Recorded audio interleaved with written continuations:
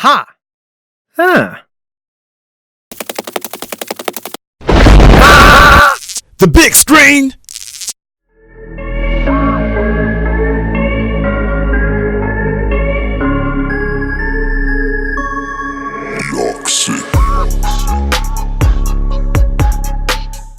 So hey fellas, this is going to be a quick review for The Mandalorian. Right here, you have to pardon me, I have broken my tripod stand, so I have to use my hands, and I have to do this the traditional selfie way, okay? If you are a Nigerian nerd, if you're a nerd at all, especially the Star Wars fans out there, you know that this one is for you, so stay tuned and go nowhere. I'll be on this.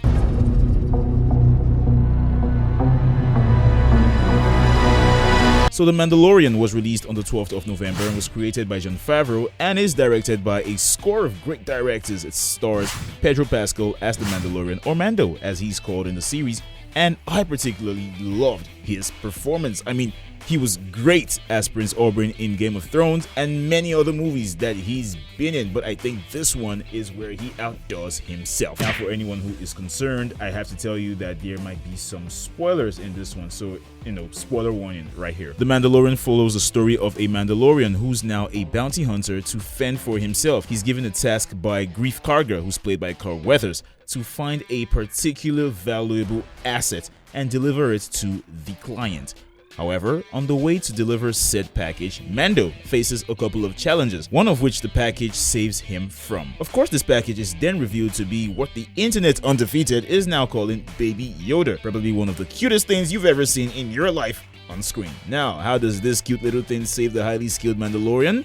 By wielding the Force. Now, fellas, this is a huge deal, especially for those who understand the history between the Mandalorians and the Jedi. It's safe to say that there is no love lost between these two, as they have always been at each other's throats since their existence. I won't really be going into Star Wars history now, but the Jedi's existence is actually one of the reasons for the Mandalorian's near extinction. So, all things being equal, it's safe to say that the Mandalorians hate the Jedi. One can then begin to understand the huge sacrifice that Mando makes when he delivers Baby Yoda to the client, and then goes back for him, her, it, whatever, because he feels highly or largely indebted and bonded to the innocent creature. My praise goes to Pedro Pascal. In fact, salute Mando, because his ability to portray this character goes to show how skilled he is at his job. Do you know how hard it is to show emotion and expression while portraying a character that never reveals its face? Like, he shows disappointment, interests, relief, joy, pain, sarcasm, and all the while he does that with his face hidden. I mean, come on. This is one of the reasons this show is so sick. Another reason this show rocks, there's great variety from one episode to the next all through the show. I mean,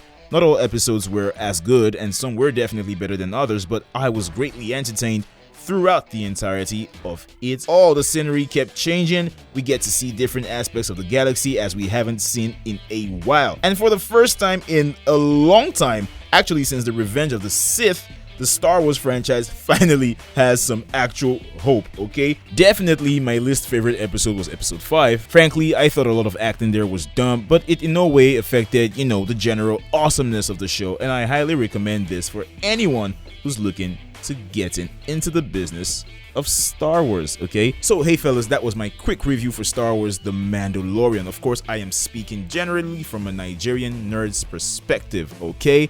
Go ahead and see this show if you haven't already. This is the review that you have been waiting on to convince you, and I dare say this should be enough, alright? So go ahead and see this one, and I'll see you with a brand new review later this week, okay? Goodbye.